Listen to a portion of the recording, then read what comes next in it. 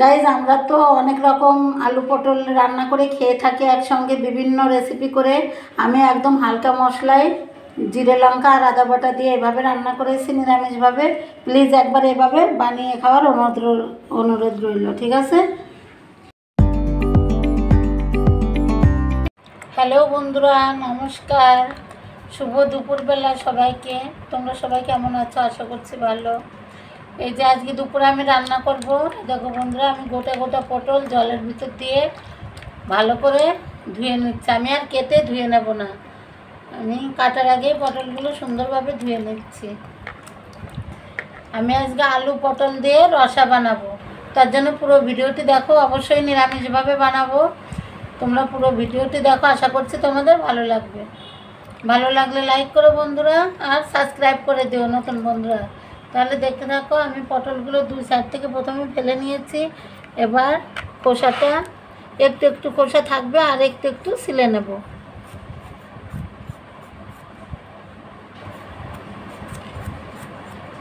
আজকে আমি পটলটা টুকরো টুকরো করে দেবো। বড় যেগুলো বড় পটল 3 টুকরো করবো, যেরকম করে কেটে নিচ্ছি। তাহলে কেটে কুটে আবার তোমাদের সাথে আমি ফেরত আসছি।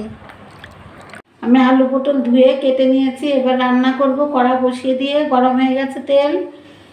প্রথমে আমি তেলের ভিতরে তেজপাতা ফোড়ন দিচ্ছি, আলুগুলো ভেজে নেব।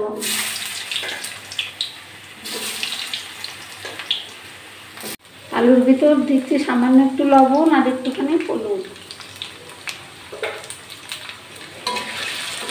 আমি আলুটা আধা আধি ভেজে নিয়ে তারপরে আমি পটলগুলো দেবো। আর এই যে বন্ধুরা, মশলাটা করে নিয়েছি। এখানে আছে শুকনো লঙ্কা, আদা আর একটু সাদা জিরে। এইটা আমি মশলাটা করেছি। আর বাকি মশলাটা ঘি, গরম মশলা, এগুলো আমি পরে অ্যাড করব। আমি কেটে ধুয়ে রাখা পটলগুলো দিয়ে দিচ্ছি।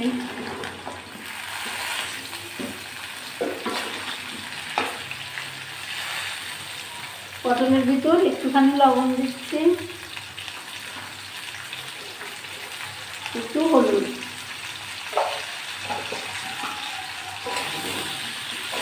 আলু পটল আমি ভালো করে একসঙ্গে কষিয়ে নিচ্ছি। আলু পটলটা আমি ভালো করে ভেজে নিচ্ছি, আর একটুখানি ভেজে নেবো, তারপরে মশলাটা দেবো। কি সুন্দর পটল ভাজার একটা গন্ধ বেরিয়েছে।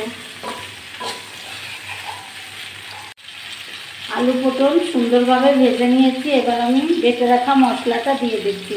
এখানে আছে আদা, জিরে আর লঙ্কা বাটা।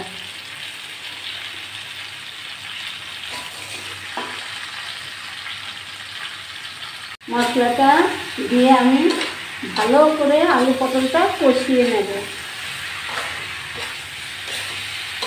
ঝালটা দিয়েছি বন্ধুরা, তোমরা যেমন ঝালটা পছন্দ করো তোমাদের টেস্ট অনুযায়ী দিতে পারো, কম বেশি করে। মশলার সঙ্গে আলু পটলটা সুন্দরভাবে কষিয়ে নিয়েছি। এবার আমি ঝোল দেবো। তার আগে আমি তো ভাজার সময় একটু লবণ হলুদ দিয়েছিলাম, আর একটুখানি লবণ আর হলুদটা দেবো স্বাদ মতো লবণটা দিয়ে দিচ্ছি, আর হলুদ।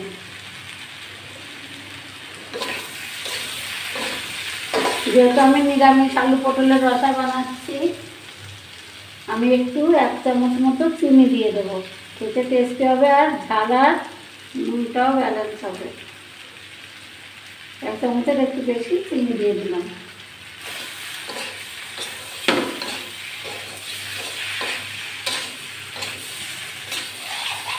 এবার আমি জল দেবো,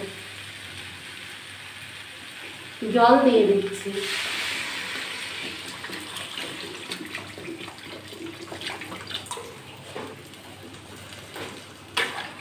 জালটা আমি মিডিয়াম আঁচে রেখেছি। 6-7 মিনিটের মতো আমি ঝোলটা ফুটিয়ে নেব, তারপরে আবার ফিরে আসছি। ঝোলটা সুন্দরভাবে টকবক করে ফুটে গেছে।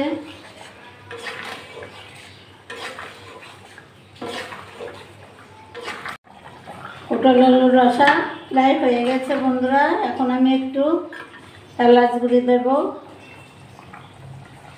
যে এলাচ গুঁড়ি দিয়ে দিচ্ছি।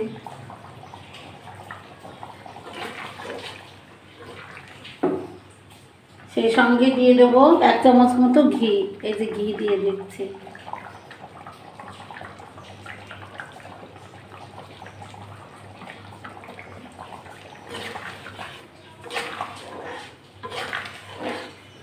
আমি এখন চুলোটা বন্ধ করে দিচ্ছি।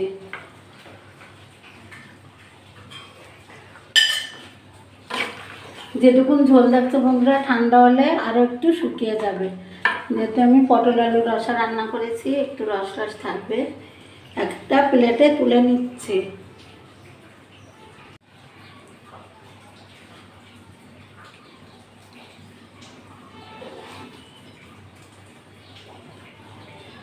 পটল আলুর রসাটা তোমাদের কাছে কেমন লেগেছে? আমি তো নিরামিষভাবে রান্না করেছি। কমেন্ট করে অবশ্যই জানাবে আমাকে। ভালো লাগলে দেখা শুরু করে দিও লাইক দিয়ে। আর যারা আমার ইউটিউবে এখনও নতুন বন্ধু আছো তারা প্লিজ সাবস্ক্রাইব করে দিও। আর ফেসবুক পেজ থেকে দেখলে ফলো দিয়ে আমার পাশে থেকো। তাহলে কমেন্ট করে জানিও নিরামিষ আলু পটলের রসাটা কেমন লেগেছে তোমাদের কাছে। সবাই ভালো থেকো, টাটা সবাইকে।